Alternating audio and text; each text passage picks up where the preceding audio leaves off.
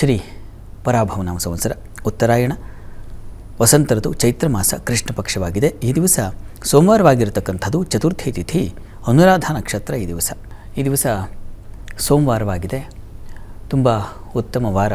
ವಾರಗಳಲ್ಲಿ ಶ್ರೇಷ್ಠ ವಾರ ಯಾವುದು ಅಂತಂದರೆ ಪ್ರತಿ ವಾರವೂ ಶ್ರೇಷ್ಠವೇ. ನಮ್ಮ ಮನಸ್ಸಿನಲ್ಲಿ ಕೂತಿದೆ ಸೋಮವಾರ ಈಶ್ವರನ ವಾರ, ಹೀಗಾಗಿ ಶ್ರೇಷ್ಠ. ಬುಧವಾರ ಶಾಸ್ತ್ರಗಳಲ್ಲೇ ಯಾವುದು ಒಳ್ಳೆಯ ಮುಹೂರ್ತಕ್ಕೆ ವಾರ ಯಾವುದು ಅಂತಂದರೆ ಸೋಮವಾರ, ಬುಧವಾರ, ಗುರುವಾರ, ಶುಕ್ರವಾರ ಈ ವಾರಗಳನ್ನು ಶ್ರೇಷ್ಠ ಅಂತ ಪರಿಗಣಿಸಿದೆ. ಕಾರಣ ಏನಪ್ಪ ಅಂತಂದರೆ ಶುಭಗ್ರಹಗಳ ವಾರ ಅದು ಅಂತ. ಚಂದ್ರ ತುಂಬ ಅತ್ಯಂತ ಶುಭಪ್ರದವಾದ ಗ್ರಹ. ಹಾಗಾಗಿಯೇ ಸೋಮವಾರಕ್ಕೆ ಚಂದ್ರನ ವಾರ ಅಂತ ಕರೀತಕ್ಕಂಥದ್ದು. ಇಂತಹ ವಾರದಲ್ಲಿ ಚಂದ್ರ ಮಾತೃ ವಾತ್ಸಲ್ಯವನ್ನು ಪ್ರಕಟ ಮಾಡ್ತಕ್ಕಂಥವನಲ್ವ. ಅಷ್ಟಲ್ಲದೆ ನಮ್ಮ ಮಳೆ ಬೆಳೆಗೆ, ಸಸ್ಯ ಸಮೃದ್ಧಿಗಳಿಗೆ, ನೀರಿಗೆ, ಸ್ತ್ರೀಯರಿಗೆ ಎಲ್ಲದರಲ್ಲೂ ಅವನ ಅಂಶ ಇದೆ, ಉತ್ಕೃಷ್ಟವಾದ ಅಂಶ ಇದೆ. ಹೀಗಾಗಿ ಸೋಮವಾರ ಅತ್ಯಂತ ಶ್ರೇಷ್ಠವಾರ. ಅದು ಶುಭಗ್ರಹ ಸೋಮ ಅಂದರೆ ಚಂದ್ರ. ಈ ಕಾರಣಕ್ಕೆ ಈ ದಿವಸ ನಾವು ಆ ಚಂದ್ರಶೇಖರನ ಆರಾಧನೆಯನ್ನು ಮಾಡ್ತೇವೆ. ನಾವು ಭಗವಂತನ ಆರಾಧನೆಯನ್ನು ನೀವು ಯಾವುದು ಆರಾಧನೆ ಪ್ರತಿ ದಿವಸ ಶಿವನ ಆರಾಧನೆ ಮಾಡಬಾರ್ದು ಅಂದರೆ ಪ್ರತಿ ದಿವಸ ಶಿವನ ಆರಾಧನೆ ಮಾಡಿ, ಪ್ರತಿ ದಿವಸ ವಿಷ್ಣುವಿನ ಆರಾಧನೆ ಮಾಡಿ, ತೊಂದರೆ ಇಲ್ಲ. ಚಂದ್ರನ ವಾರ ದಿವಸ ಚಂದ್ರನ ಪ್ರಾರ್ಥನೆಯನ್ನೇ ಮಾಡಿ, ತೊಂದರೆ ಇಲ್ಲ. ಎಲ್ಲ ಕಡೆಯೂ ಭಗವಂತನನ್ನು ಕಾಣಲಿಕ್ಕೆ ಸಾಧ್ಯತೆ ಇದೆ ನಮಗೆ. ಆದರೆ ತನ್ಮೂಲಕ ನಮ್ಮ ಉನ್ನತಿಯನ್ನು ನಾವು ಮಾಡಿಕೊಳ್ಬೇಕಾಗತ್ತೆ. ಭಗವದ್ ಆರಾಧನೆ ಅಂತಕ್ಕಂಥದ್ದು ಆರಾಧನೆ ಮಾತ್ರ ಶ್ರೇಷ್ಠವಾಗಿದ್ದರೆ ಒಳ್ಳೆಯ ವಾರದಲ್ಲಿ ಒಳ್ಳೆಯ ದೇವರಿಗೆ ಒಳ್ಳೆಯ ಹೂವಿನಲ್ಲಿ ಮಾಡೋದು ಆರಾಧನೆ ಅಂತ ಅಂದ್ಕೊಂಡ್ಬಿಟ್ಟಿದ್ದೀವಿ. ನಮ್ಮ ಜೀವನ ಬದುಕು ಕೂಡ ಹಾಗೆ ಶುಭವಾರವನ್ನು ಹೇಗೆ ಅರಸ್ತೀವೋ ಆ ರೀತಿಯಲ್ಲಿ ನಮ್ಮ ಬದುಕು ಹಾಗೆ ಶುಭ್ರವಾಗಿರಬೇಕು, ಶುಭವಾಗಿರಬೇಕು. ಇಲ್ಲದೇ ಇದ್ದರೆ ದೇವರು ಹೇಗೆ ಮೆಚ್ತಾನೆ? ಇದನ್ನು, ಈ ಸೂಕ್ಷ್ಮತೆಯನ್ನು ಹಾಸು ಬೀಸುವಂಥ ಒಂದು ಪುಸ್ತಕ. ಶತಾವಧಾನಿಗಳು ಆರ್ ಗಣೇಶ್ ಅವರು ಬಹುಶ್ರುತ ವಿದ್ವಾಂಸರು.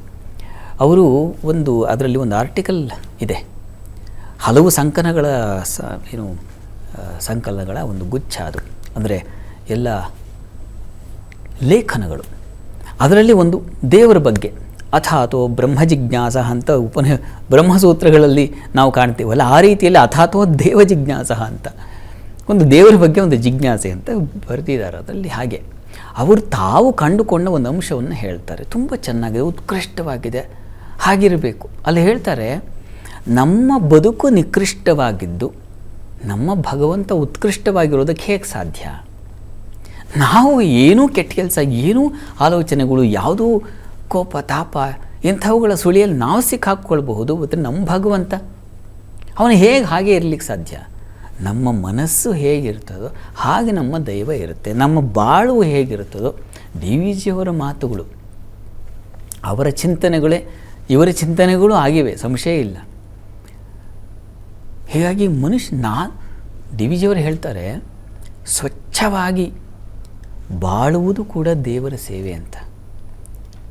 ಚೆನ್ನಾಗಿ ಇನ್ನೊಬ್ಬರಿಗೆ ಆದರ್ಶವಾಗಿ ಬದುಕುವುದಿದೆಯಲ್ಲ, ಆ ಹಾಗೆ ಬದುಕೋದೇ ಆರಾಧನೆ, ದೈವಾರಾಧನೆ, ಅದೊಂದು ಪೂಜೆ ಅಂತ ಹೇಳ್ತಾರೆ.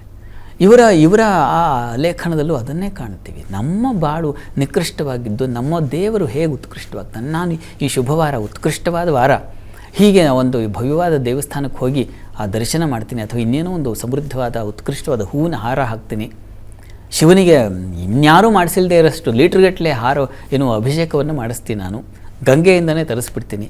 ಇದೆಲ್ಲ ಔನ್ನತ್ಯ ಚಿಂತನೆಗಳಿದೆಯಲ್ಲ, ಅದು ನಮಗೆ ಬದುಕಿಗೂ ಬಂದರೆ ಬಹಳ ಒಳ್ಳೆಯದು ಅಂತ.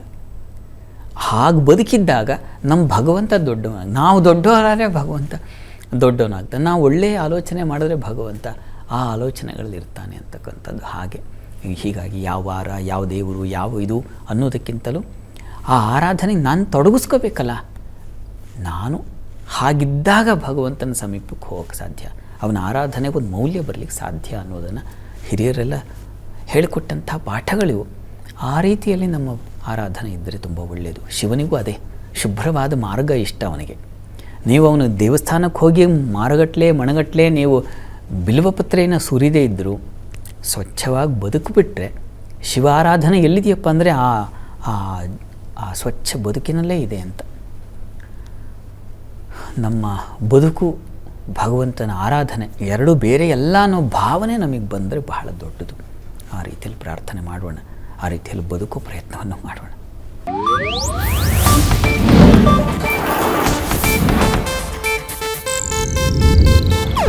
ಇದು ಏಷ್ಯಾನೆಟ್ ನ್ಯೂಸ್ ನೆಟ್ವರ್ಕ್ ಪ್ರಸ್ತುತಿ.